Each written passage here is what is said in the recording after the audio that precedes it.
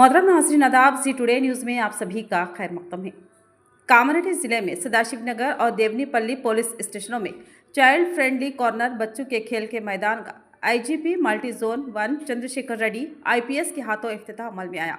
यह खुसूसी कॉर्नर्स बच्चों के लिए एक महफूज और खुशगवार माहौल फ्राहम करने के मकसद से कायम किए गए हैं, जहाँ वो बगैर किसी खौफ के खेल सकेंगे।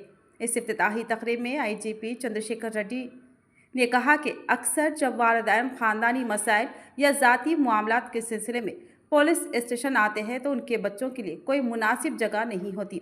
इस नए इक़दाम के तहत अब बच्चों के लिए खिलौने और बैठने की जगह और तफरी सहूलियात दस्तियाब होंगी।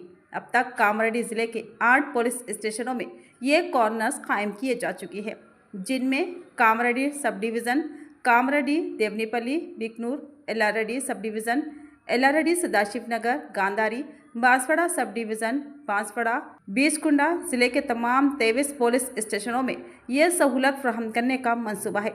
आईजीपी चंद्रशेखर रेड्डी ने इस मुनफरद और बच्चों के लिए दोस्ताना इक़दाम पर डिस्ट्रिक्ट एसपी और पुलिस टीम को मुबारकबाद पेश की।